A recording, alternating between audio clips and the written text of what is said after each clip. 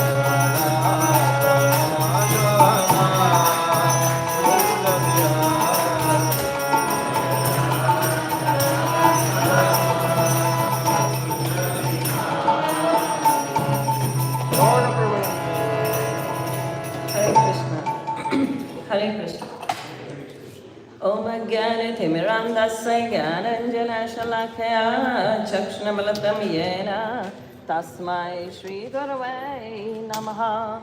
श्रीचैतन्यमनोभीष्टं स्थापितं येन भूतले स्वयं रूपा कदा मायं ददाति स्वं पदान्तिकं वन्देऽहं श्रीगुरु श्रीयुतपत्कमलं श्रीगुरेण वैष्णवांश्च श्रीरूपं साग्रतं सहगणरघुनाथान्वितं तं सजीवं साद्वैतं सर्वभूतं परिजनसहितं कृष्णचैतन्यदेवं श्रीराधाकृष्णपदान् सहगणललिता श्रीविशाखान्वितांश्च हे कृष्णा करुणा सिन्धु दीनबन्धु जगत्पते गोपेश गोपिका कान्ता राधाकान्त नमस्तुते तप्त काञ्चन गौराङ्गी राधे वृन्दावनेश्वरी वृषभानुसुते देवी प्रणमामि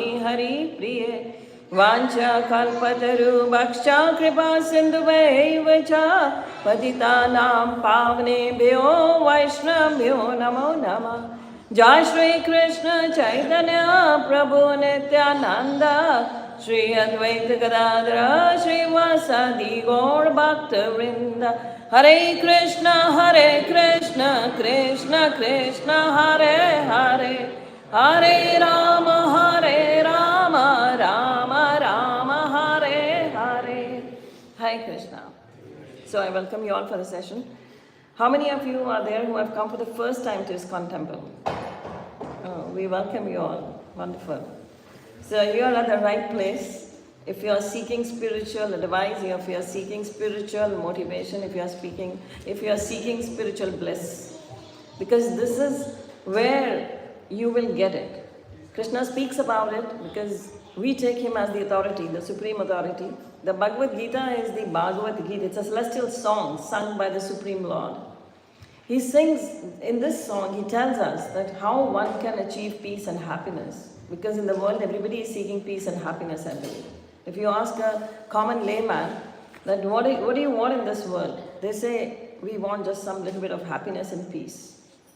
So Krishna speaks about it. He speaks about everything in the Bhagavad Gita. Bhagavad Gita is philosophically, it is the scripture that gives you the knowledge that how one can achieve everything in this world. Whether you are looking for the material as well.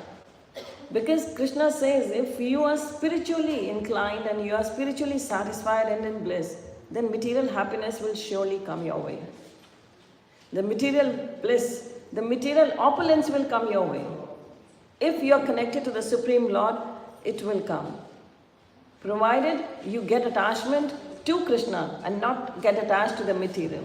If you get attached to material, then you will lose Krishna. If you get attached to Krishna, material things will come your way. It doesn't happen that if you are very much spiritually, people think the reverse. They think, oh, if we become spiritually inclined, if we do a lot of service in the temple or we do a lot of service to Krishna, we might lose our material time that for the material happiness we have or material family we have or friends we have. We will lose them. It's not. It's other way around. If you get spiritually inclined, the material will become secure. The material happiness, the material connections, the material relationships, they become more secure and more fruitful. Because at the end of the day, we want our relationships to be very fruitful. We don't want to lose them, and you don't lose them. They become more fruitful, more happier you become. The moroseness, the depression goes away. You can see that the Bhagavad Gita itself is actually a very practical. It is theistic science. Theistic science means spoken by Krishna himself, the God himself. And he gives us of course, he is the Supreme Lord. So there can be no flaw in what he is giving us. So there is no flaw at all. If you get spiritually inclined, the material opulence will come. He describes that in the Bhagavad Gita. He gives the example, those who chant my name, those who take my name, those who do kirtan of my name, those who sing the glories of my name, they will get the spiritual bliss. And along with the spiritual bliss, they will be able to control their mind. And when the mind is controlled, then nobody can defy you. Nobody in this world can defy you. because you have become your own master now.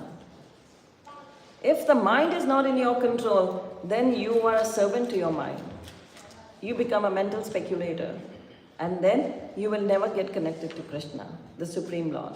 If you want the spiritual life to be there in your life, so you have to take her to the mantra chanting. So mantra means that it controls the mind. Man means in Sanskrit, man means mind. Tra means niyantran, control. So those who want to control their mind, they chant the mantra. That is why India is called the spiritual king, it's the spiritual capital for the whole world. Why? Because here Krishna appeared, the Supreme Personality of Godhead appeared. And his many incarnations even, they appeared in the so-called Bharatvarsha. And earlier the scriptures tell us the whole world was Bharatvarsha. The whole world was India. The real name is Bharatvarsha. So if we get inclined to spiritual life, Krishna says, you will get the peace and happiness. Na astir buddhir yuktasya na cha yuktasya bhavana na chavata shantira shantasya kuta sukham. Everybody is looking for peace and happiness. So Krishna says, na astir buddhir yuktasya, whose intelligence is not attached to me. Buddhi means intelligence. So Krishna says that above mind is intelligence. In Bhagavad Gita, he actually tells everything, as I said earlier. Above mind is intelligence, and above intelligence is your soul. We have a soul. The soul is there, that is why we have consciousness. That is why I'm able to speak. That is why you're able to hear. Once the soul leaves the body, then we are dead. We are pronounced dead. So the soul is actually, Krishna says, it's my part and parcel. There are two. There is one soul and one super soul. Krishna is residing in our heart as the super soul, as the Paramatma. He's there very much in that form, impersonal form as Paramatma. He's there in our hearts. We can't see him. He is in his impersonal form everywhere, in every nook and corner, in every atom, every particle, he's there. But that is not his home. He has his own abode, his own home as well. That is Golok Dham. So that is actually the destination where we want to go. That's why it's very popular in India. Whenever somebody dies, we actually are told, we tell when the kids, when they ask where the person has gone, we say he's gone to abode of the God. He's gone to Bhagwan ke ghar, we say, abode of God. So why? Because that is our final destination. That is why we want to go there. But how to go there? That is the big question mark. If we practice Krishna consciousness, if we practice spiritual life while we are alive, of course we will go there after death. Otherwise, there is no guarantee where we will go. There are many options. One option is the hell, which no one wants to go. Another option is heavens, where intelligent people, those who are connected to their soul, they don't want to go. Because if you go to heavens even, that is called the upper planets. When your account of charity, the punyas, what you have accumulated here, the pious deeds you have done, that actually give you the passport to go into the heavenly planets. That's the visa for heavenly planets. But the pure devotees of the Lord, those who really want to, they're serving Krishna, they don't want to go there. Because once your account is depleted, the credit you had, it's all get debited there after some time. Because it's according to your karmas, your actions, what you had accumulated here, you are going to enjoy there in the heavens. But if that is not a permanent again, that is not eternal, you go there, you'll be thrown back as soon as your account is depleted. But those who become devotee of the Lord, those who chant, those who sing the glories of the Supreme Lord, they are under the spiritual master. They have a guru for them, a bona fide guru coming from disciplic succession. Not a person who just claims to be a guru. Not a person who just puts up a word, a guru in his name. He's not a guru. Guru cannot be self-proclaimed. He has to come from a parampara, means disciplic succession. He has to come in a lineage. So that is a guru. And he has to be bona fide. That's very important, according to the scriptures. And Srila Prabhupada, the founder Acharya for ISKCON, you can see his vigraha here. He is a bona fide spiritual master. And his disciples are bona fide again because they come in his lineage. So that is how it is you get the message of the Lord. And if you take the message of the Lord as it is from them and follow the principles of bhakti, follow the principles of devotional life, then you are sure shot you're going back to Godhead. You get the visa back to Godhead. Then you don't return to this material world. Then you don't come for suffering again and again. This material world is full of suffering. Krishna declares that. We may believe it or not. We may have big houses here. We may have a lot of opulence here. We may not believe it. But yes, there is suffering in this world. We just had an air crash in India a day back. So look at the amount of suffering that came upon nearly 200 families. They had the separation from their... Somebody has to manage the child. So there has been so much of suffering we can see. Everybody is watching, all over the world people are watching the reels, they are feeling so sympathy, but everybody is helpless. Nobody could do anything, even the pilot could not do anything. He knew this is going to happen. He knew that death is inevitable now. Everybody in the plane will die. He knew that, but he was helpless, he couldn't do anything. So we are helpless. We are helpless in this world. Death is inevitable for everybody. We may believe it or not. We may say, oh, don't talk about death. We don't want to listen about death. But it will come. Sure shot, it's bound to come. We are all in the queue. We will all die, no matter what age we are. In the queue, it is not there what age you are. It won't matter. You can be a child, you can be a youth, a young boy, a young girl, you can be old, but death will come. Irrespective when it comes. It can be, we are in the queue and there is no age for that. So one has to prepare for death. This human life was given for the preparation of death. It sounds very weird. Oh, we were born here just to die. It sounds very weird. But yes, because that is inevitable, that everybody has to go. So everybody will enter the door of death. But how does one live in this life will actually conclude how you will die, where you will go after death. So nobody, a sensible man who is very intelligent, who is very wise, will never want to come back to this land of suffering. This is Mrityu Loka. This planet is called Mrityu Loka. Mrityu Loka means where death is inevitable. I don't want to scare everybody, but yes, this is a fact of life. Nobody can deny it. So that is why Krishna says, whatever peace and happiness you want here, you will not get it unless you get connected to me. Because you are looking for peace and happiness, I will give you eternal bliss. I will give you the happiness that will never end. It will be everlasting happiness. You will enjoy here as well and you will enjoy it later as well. When you attain death, again you will be in bliss because you will not come back to this planet again. You will be serving me directly. If you serve me here, it's guaranteed you will serve me later when you leave this planet. I will see to it that you don't come back.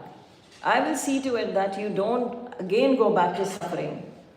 Because Krishna says there are 4 kinds of suffering everybody will go through. Birth, death, old age, disease. Birth is a suffering, you may believe it or not.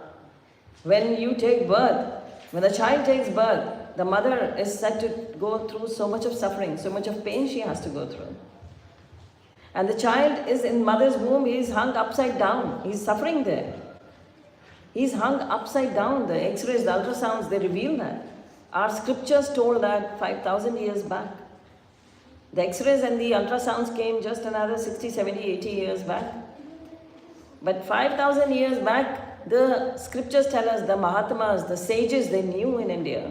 The child is hung upside down and his hands are actually clasped together. He's folded, with folded hands, he's praying to the Supreme Lord.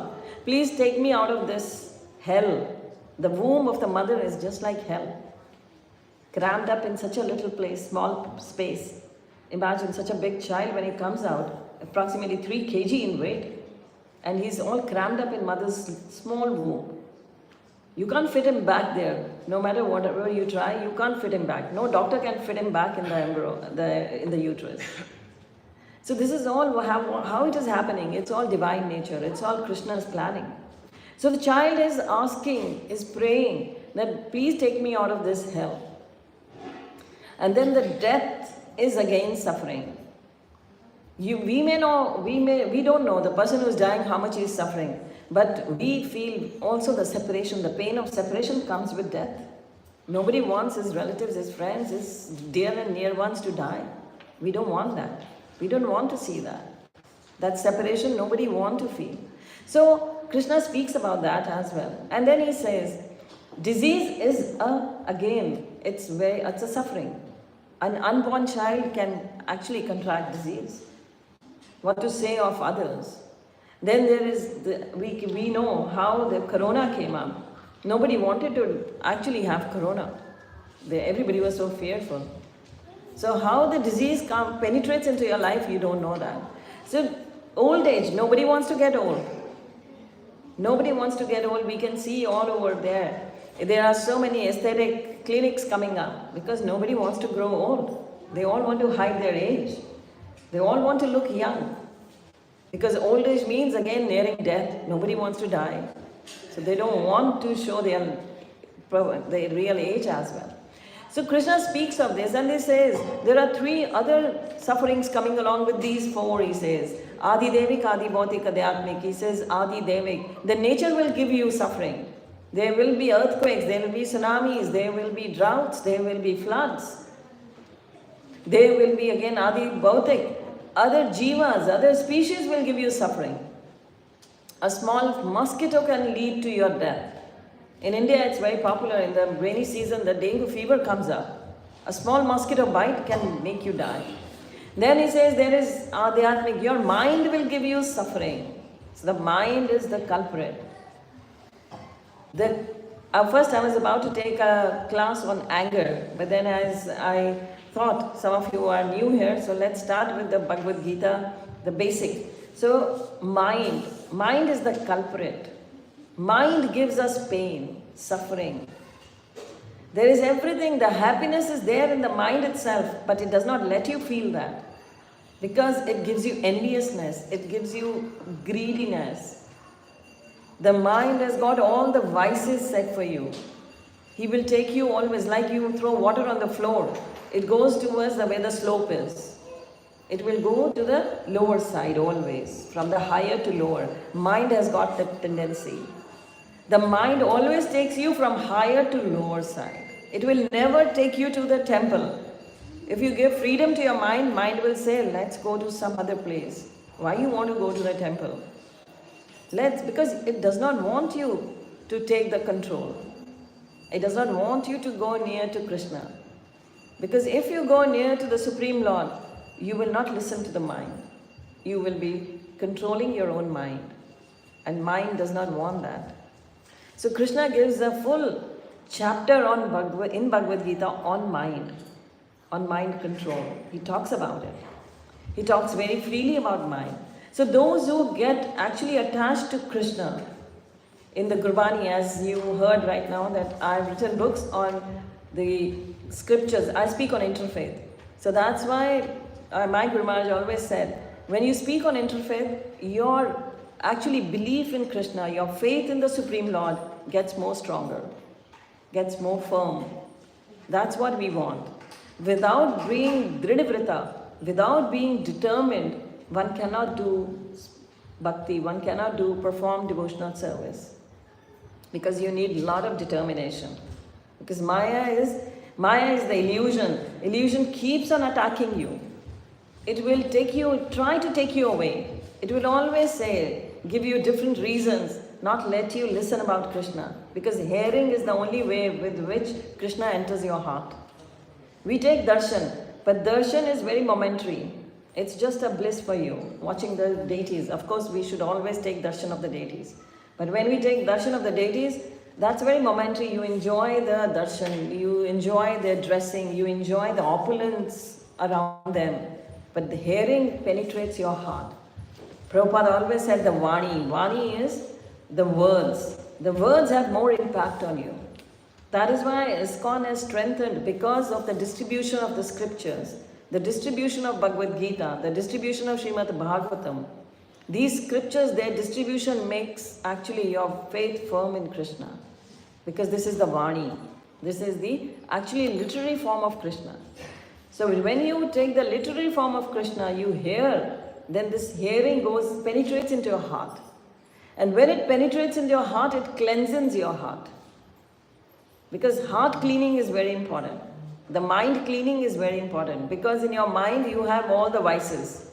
Lust, anger, greed. It's very popular in India, we say, Kam, Krodh, Lobh, Moh, Irsha, Dvesh. They come in one way, in a one go you speak about it. Lust, anger, greed, enviousness, they all actually take you away from Krishna, take you away from God. So when you chant the holy name, when you chant the mantra, then these vices have to run away because cleansing has started. This is written in all the scriptures. That's why I said interfaith. Chaitanya Mahaprabhu, when we sing here Gauranitai, so the Gauranga is Chaitanya Mahaprabhu. So Gauranga Chaitanya Mahaprabhu has spoken in the verses. He's given just 8 verses. He is himself God. He is an incarnation. He is not incarnation. He is the Yugal Roop. It's 2 together. Radha and Krishna, whom you see here on the altar, they come together in the form of Gauranga Mahaprabhu. So Gauranga Mahaprabhu speaks. He has given 8 verses. In the first verse itself, he says, Cheto Darpana Marjanam Bhavma Davagni Nirvapanam. He says, cleanse your mind. Start the cleaning of clean your mind. Start that. Because once your mind is cleansed, then what will happen? Then you will become firm in bhakti, firm in devotional life. So here in the Guru Granth Sahib, it clearly mentions, Moot paliti kappade de sabun laiya dhwe, bhariye mat papa ke sango do pe naave ke rang. That you have a body, we all have a body. So moot paliti kappad hoye. So your body becomes dirty, your clothes become dirty, you wash them with sabun, with soap and water. But how will you clean your mind? You can't wash it with soap and water. You can't see it. It's in a subtle form. You can't see it. Subtle means very minute. You can't see it. So how will you cleanse your mind? That it says the option how to clean the mind. That is with Name Kera. So Nam, chanting the holy name. When you chant the holy name of Hari, Hare Krishna, Krishna Krishna, Hare Hare, Hare Ram, Ram Ram, Hare Hare. So when you chant the holy name, then your mind gets cleansed. Then you can actually imbibe this knowledge in your heart. Otherwise, it's very difficult to retain what you are hearing. I know all of you are very attentive here. But the moment the class ends, the moment you leave the door of this temple, half the things will be forgotten. Until you reach home, hardly 1 or 2 lines will be there, only you can retain them. And if tomorrow someone asks you, what did you hear? You have to really ponder, you have to really actually think over, put hard pressure on your mind to think over what did you hear. So our concentration level in Kali Yuga is very constrained. It's very, very small. Our concentration level is not high. So, but mantra chanting makes your concentration level more strong.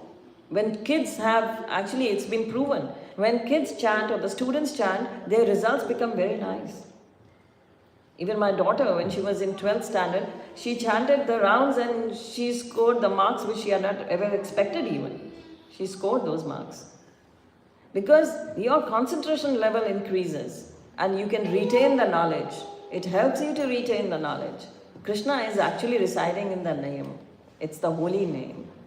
So that is why the interfaith makes your actually faith strong. That we are on the right track. Kurbani again says, Har har japantya kach kahe na jamkal, kahu nanak mantanoi sukhiya antah mile gopal. So those who are chanting the holy name of Hari, Hare Krishna, that we are chanting, those who are chanting this holy name, what happens to them? The Yamadutas cannot touch them. The messenger of the death, the Yamadutas, they are actually responsible of taking us to hell. They cannot come near you. They cannot touch you. Your soul will not be touched by them. They cannot touch your soul because you have been chanting the Hare Krishna. You have been chanting the Hari's name. And Guru Nanak Ji says that, Kaho Nanak mantan hoy sukhiya. Your mind will become sukhi, peace, at peace. That's what we are looking for. That's what Krishna says in the Bhagavad Gita. Nastir buddhir yuktasya, na cha yuktasya bhavana, na chabhavata shantira, shantasya kuta sukham. Shantasya, shanti means peace. Sukham means happiness. Krishna says, those who are not connected to me, those who don't chant my name, those who don't have any connection with me, they don't serve me, then what happens to them? They will be actually live in this material world only. They will suffer in this material world. Na chabata shantira shantase. They will never get shanti. They will never get peace. And without peace, there is no happiness. Krishna declares that. He says, first peace will come and then happiness will come. First your mind will be at peace and then you will be at bliss. The real happiness you want, it comes like this. But if you want the material happiness, oh, you think if I buy this car, I'll be happy. If I move into a big apartment, I'll be happy. But that is a very momentary happiness. You buy a new car, and if your friend or a neighbor buys a better model the next month, your happiness is gone. You are no more happy now. Oh, the new model has come, he's got a better one. The enviousness has come over now. So your happiness is very momentary. Your happiness, material happiness, actually develops into suffering. It goes into suffering. It was happiness earlier. The moment you bought it, you were flaunting it, you were very happy. The moment your friend got another one, better one, your happiness has become a suffering now. Now you are actually suffering at heart. You want in your mind now a better one. You are actually aiming at a better one. Now you want a bigger and a better model than what he has. So it's become a suffering now. So Krishna says, if you are connected to me, your suffering will end eternally, not momentarily, eternally. For always it will end over because you're getting connected to me. So you see the devotees, what the slogan Prabhupada gave, chant and be happy. And it's the slogan he gave so many years back. And it's not like centuries back, it's just 60, 70, 60 years back. So that slogan is still working. It's still working, you can see. Those who are chanting, they are in bliss. You just experience that. Every ISKCON temple gives you that experience. You travel, I travel all over the world. If you also travel all over the world, you will find that. In every temple, when the Aarti goes on, the Kirtan goes on, everybody is dancing. And every devotee starts dancing early in the morning at 4:30. 4:30 the Kirtan starts. So the devotees are always in bliss. 4:30, 7:30 in the morning. 4:30 they are in Mangalarti, then they chant, then they listen to the scriptures.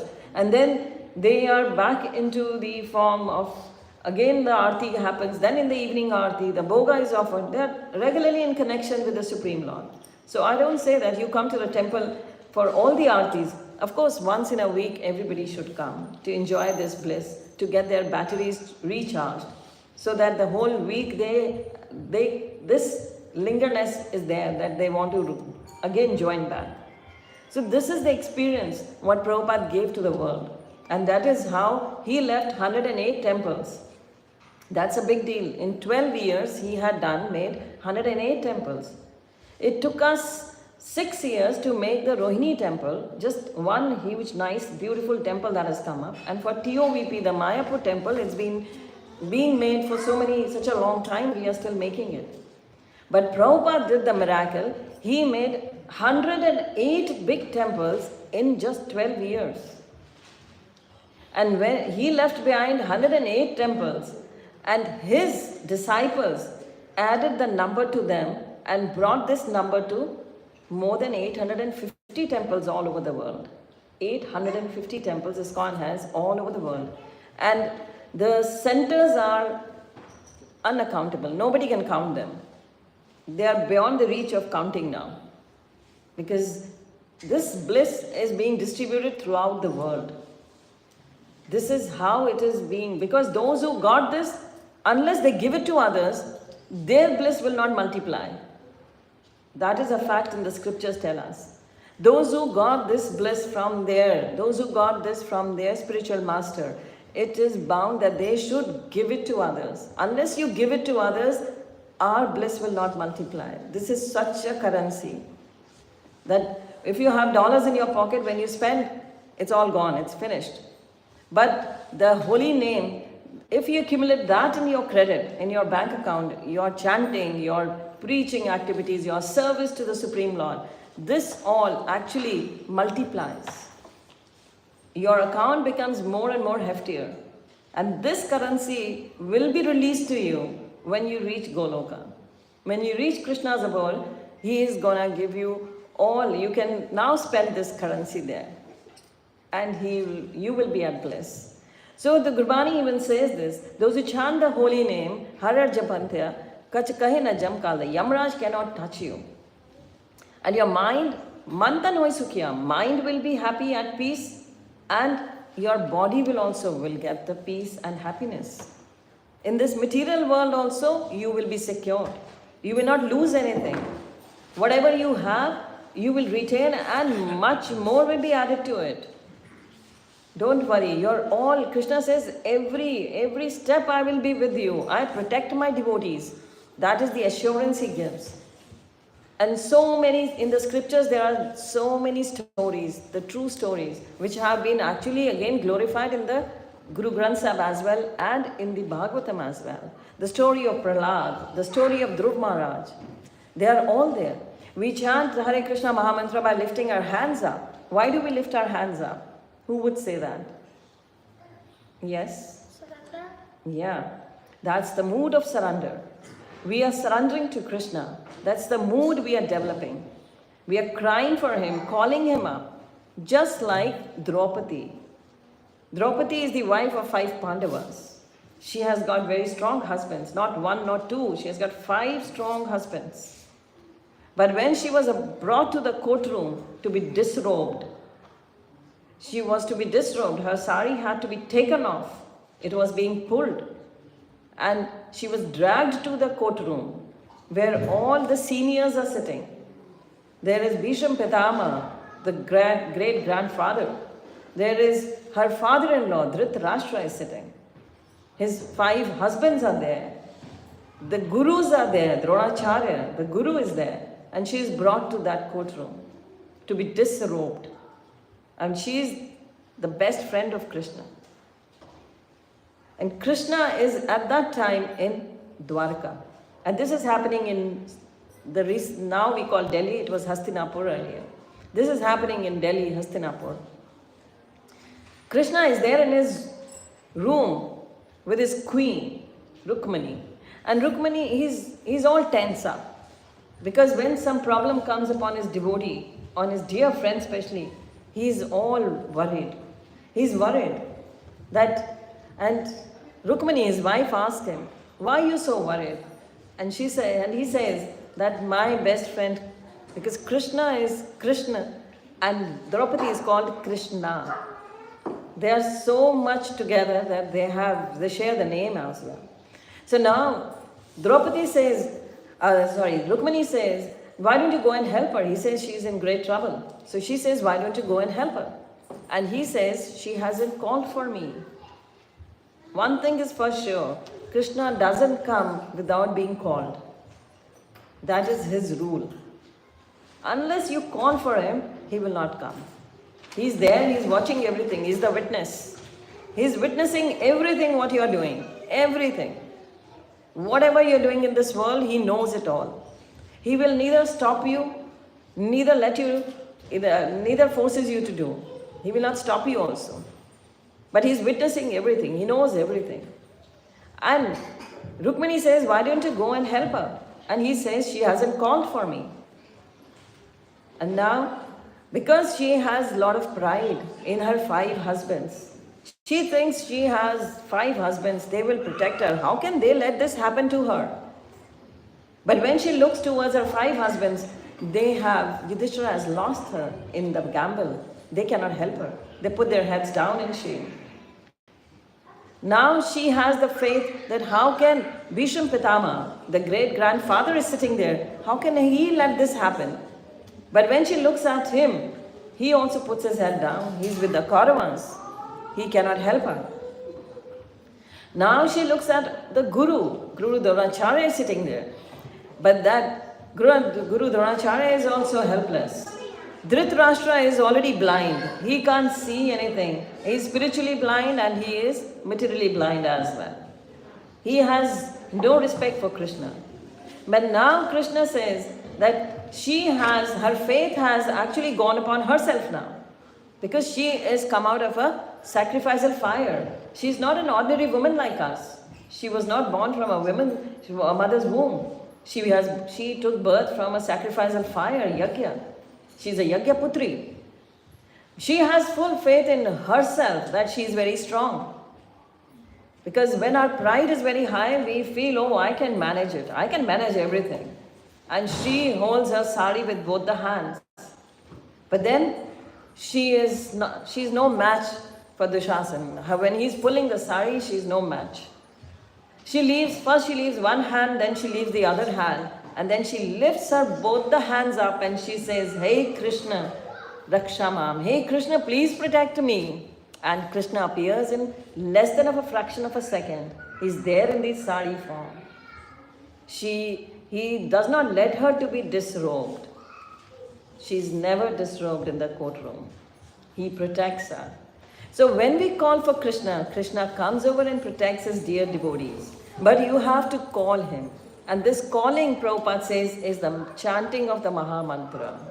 So what we chant, and we chant sincerely, with full awe and reverence, with full respect, with attentively, then what happens? Krishna comes and protects you. He's always there standing next to you. You are never left alone in this world. That's why Krishna says, I am your father, your mother, your grandfather. Everything is I am yours. So those who accept that, they will always have peace and happiness in life. So those who chant the holy name, their mind will and their body, both will be at peace in this world. And there is what they get in bonus. Antah mile Gopal. And in the end, they are going to get Krishna. So at the end means when we die, of course Krishna is waiting for us. He will take us back to God. So that is how we are very fortunate that we are here.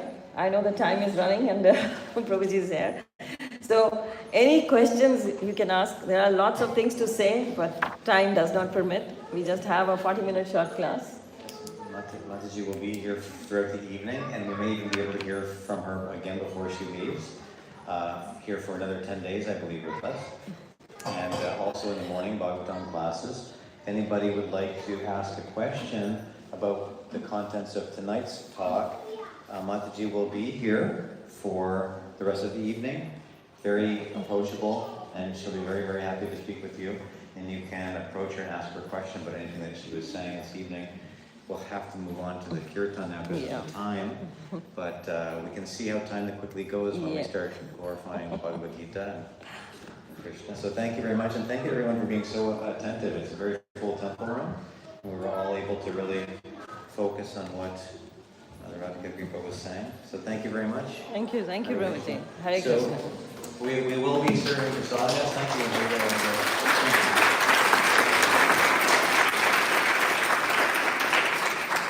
Prabhupada ki jai.